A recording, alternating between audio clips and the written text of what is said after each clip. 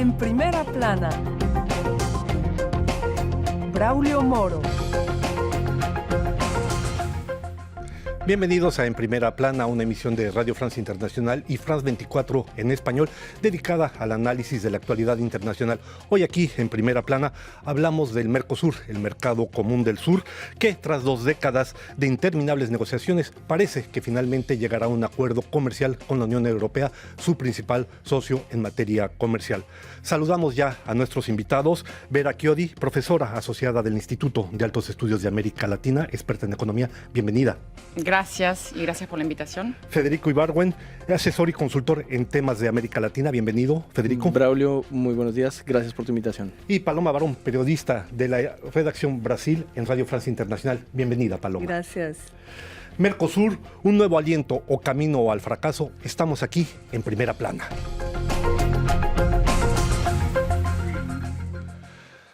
Varios periódicos se han interesado regularmente al destino y la evolución del mercado común del sur, el principal bloque comercial de América Latina. Vamos a ver lo que dicen algunas portadas, tanto de aquella región como de Europa, a este respecto. Abrimos con el matutino La Nación de Argentina, que tras la victoria de Jair Bolsonaro afirma que la clara victoria de Bolsonaro marca una nueva era para el Mercosur. Para el Mercosur. Por su parte, en el vecino Uruguay, el tabloide La República se pregunta cómo será el Mercosur flexible que quiere Macri, en referencia a las propuestas que está haciendo el presidente Mauricio Macri de Argentina y sobre las que hablaremos en breves instantes. Y por último, Enjeu Agricole, una revista del mundo rural francés, toma posición clara contra los acuerdos comerciales entre la Unión Europea y el Mercosur, pues hoy, como el año pasado, los productores franceses están en contra de estos acuerdos. Vera Chiodi, el Mercosur, el mercado común de América del Sur, integrado por Argentina, Brasil, Uruguay, Paraguay, que tiene también a Bolivia en proceso de adhesión y a Venezuela, que ha sido separado por violar los derechos humanos, viene trabajando desde hace muchos años en una situación que se antoja por lo menos muy problemática. Hoy en día, ¿cómo definiría usted la situación que vive ese bloque comercial? Bueno, recordemos rápidamente lo que es el Mercosur, que se creó hace 28 años y que realmente creó comercio. Hace 28 años estos países que usted nombró no se conocían entre sí, no comerciaban, se ha creado comercio. Hoy por hoy, que es el Mercosur para el mundo, es el primer productor agrícola, tiene reservas forestales, hídricas, de recursos mineros, etcétera, extremadamente importantes. ¿Qué es para la región? ¿Qué es para la región de América Latina y el Caribe? Todo el comercio que se crea en la región, de vuelta en América Latina y el Caribe, es el Mercosur quien contribuye en su mayor proporción. O sea, sin la contribución del Mercosur, entre exportaciones que son más o menos el 60%, importaciones el 40%, es el Mercosur el que tiene un peso muy, muy importante. Con respecto a lo que es el tipo de comercio, el Mercosur tiene un comercio intrabloque más diversificado y más interesante del que tiene para con el resto del mundo. Los índices, por ejemplo, hay índices que dan relativamente bien, índices del Banco Mundial, el índice de autosuficiencia alimentaria dan relativamente bien, pero hay tres digamos, problemas. Uno son asimetrías muy importantes entre los países que existen también en la Unión Europea. Brasil y Paraguay, por ejemplo. Por supuesto, y los pequeños países como por ejemplo Paraguay y Uruguay tienen autosuficiencia alimentaria completa, o sea, se autoabastecen completamente dentro del Mercosur, mientras que Argentina y Brasil también son dependientes del resto del mundo en lo que son esas importaciones. El segundo problema es que les falta, si bien hay integración, les falta todavía ser complementarias, ser dos economías complementarias. Y la tercera es lo que decimos desde la teoría económica, digamos, que son países de ingreso medio, entonces que están en la trampa del ingreso medio, que es la dificultad de competir con países emergentes o países de ingresos más bajos que practican costos salariales muy bajos y con países de ingresos más elevados que tienen más valor agregado y es muy difícil para estos países de ingreso medio poder obtener más mercados. Pues ya lo vemos, es un tema con muchas aristas, sin duda alguna. Federico, hagamos referencia a los dos principales países y sus mandatarios, el presidente Macri de Argentina, el presidente Bolsonaro de Brasil. Ambos se pueden ubicar en la parte derecha del espectro político latinoamericano, pero estos dos presidentes tienen la misma visión con respecto a lo que es la situación y las soluciones que se pueden aportar hoy al Mercosur. Braulio, yo creo que coinciden los dos, coinciden en un cierto en un pragmatismo, en el pragmatismo, como decía Vera, de volver a lo que era y lo que fue el mercado común, que es el comercio, las estructuras básicas de la integración. Y yo creo que en eso los dos coinciden. Ahora, hay divergencias mayores en la esfera nacional. Hay divergencias mayores y lo vimos últimamente. De pronto, de las más grandes huelgas generales en Argentina, huelga ayer también en Brasil, huelgas masivas.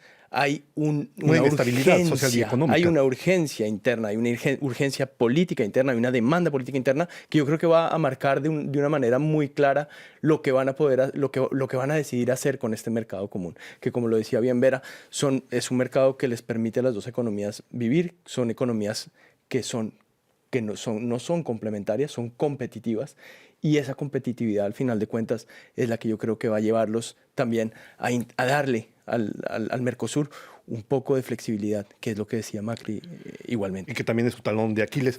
Paloma Barón, el presidente Jair Bolsonaro, el nuevo presidente de Brasil, ya tan pronto ganó la presidencia de ese país, dijo que simplemente el Mercosur no era su prioridad. Ahora que ya asumió posición, si no es la prioridad, ¿piensa usted que por lo menos es importante para el gobierno de Bolsonaro el Mercosur? Es verdad que también el ministro de la Economía, Paulo Guedes, ha dicho que no es prioridad, no era tan importante. Pero ahora, después de 5 meses, casi 6 meses que asumió, y con la proximidad de un acuerdo con la Unión Europea, creo que las cosas comienzan a cambiar. Y también con la proximidad con Macri, porque quieren llegar a un acuerdo con la Unión Europea antes que Macri quite el gobierno. Que será a fines de año. Sí, así que creo que está cambiando. No es que sea la prioridad. Bolsonaro deja bien claro que la prioridad es el comercio con Estados Unidos y que Brasil y Estados Unidos están encima de todo. Así que los vecinos no son prioridad, pero el bloque sigue siendo importante, sí. Es importante recordar lo que significa el Mercado Común del Sur. Nace en 1991 con el llamado Acuerdo de Asunción. Como se señalaba, es el principal bloque económico de América Latina. Son más de 300 millones de habitantes los que viven en esos 4 países, lo que hace del Mercosur la quinta economía mundial. Y, como Vera señalaba, representa el Producto Interno Bruto del Mercosur, más del 50% de todo el Producto Bruto de América Latina. Vera, a este propósito, hay una serie de elementos que puso adelante la creación del Mercosur, de avances. Por ejemplo, aborda la cuestión de los temas laborales, notablemente. Hay acuerdos sobre el tema migratorio, hay acuerdos en materia social, en materia de jubilaciones también es importante, y no obstante, tanto el gobierno de Brasil como el gobierno de Argentina dicen el modelo ahora debería ser lo que es la Alianza del Pacífico, es decir, este bloque que impulsan Colombia, México, Chile y Perú, que se dedica a la cuestión comercial, pero que no aborda la cuestión social. ¿Cómo ve usted esta situación? Es cierto que creo que es difícil avanzar y de hecho estamos dentro de lo que es la Unión Europea, que cuesta mucho avanzar en todos los sentidos, ¿no? Empezando por un tratado de libre comercio relativamente simple de comercio y avanzar hasta la movilidad total y completa. Es cierto que todavía en el Mercosur se necesitan 2 puestos fronterizos, 2 puestos aduaneros para las personas. Imaginemos lo que ocurre para los bienes. Es cierto que en el contexto ahora de la crisis en Venezuela, el Mercosur está citado a veces como ejemplo, dado que tiene escrito justamente en su agenda el tema de la migración, de acoger la migración y hasta de los niños migrantes. Entonces, pero claramente en el papel hay muchos acuerdos y muchas intenciones y luego, por supuesto, que es difícil llevarlas a cabo. Creo que con lo que es la agenda del Pacífico es más que, creo que lo que es interesante ahí es pensar en una potencial unión en lo que se llama esto de la convergencia en la diversidad con la Alianza del Pacífico. Y creo que puede ser interesante en este contexto de guerra comercial entre Estados Unidos y China, esta idea de generar cohesión en América Latina con una unión que es más predominantemente del Pacífico, otra que es del Atlántico, y de geopolíticamente que sea un acuerdo interesante. Y también iría en contra de estas malas percepciones que decían, bueno, que la Alianza del Pacífico se crea para, de alguna manera, boicotear la Mercosur, o que México lo plantea para cuestionar el liderazgo de Brasil en la región. Paloma, ¿qué piensa de estas propuestas precisamente de un poco flexibilizar lo que es la idea esencial de inicio del Mercosur para avanzar hacia lo que sería un modelo Alianza del Pacífico? Yo creo que eso es el más probable porque Brasil como Argentina pasan por cuestiones internas muy difíciles por la economía. En Brasil la reforma de previdencia y otras, y la desaceleración de la economía. Así que no tenemos mucha opción. Si queremos continuar con el comercio, con los cambios comerciales, creo que hay que cambiar.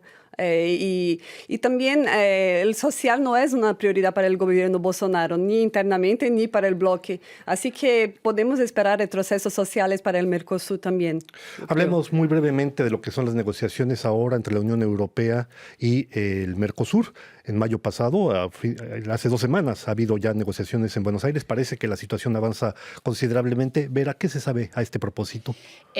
Bueno, no se sabe específicamente todo lo que se va a acordar, creo que se sabrá más tarde, pero lo que sí es que los 3 acuerdos que supuestamente el Mercosur va a firmar a fines de este año o a principios del año próximo, con la Unión Europea, con Canadá y con el EFTA, que es Noruega, Suiza, entre otros, representa un crecimiento, o sea, es un comercio del 9% del PIB y pasaría a 30% del PIB.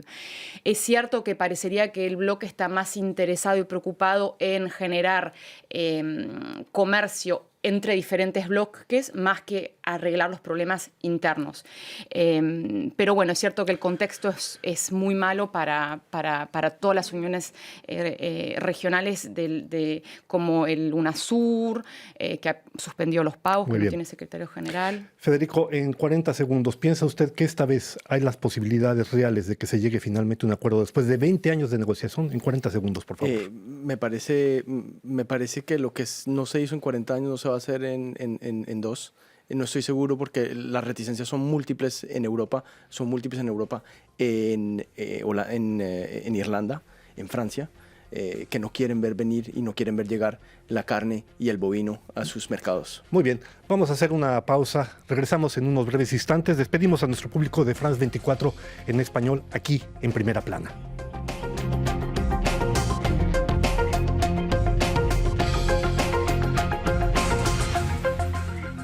RFI, la selección.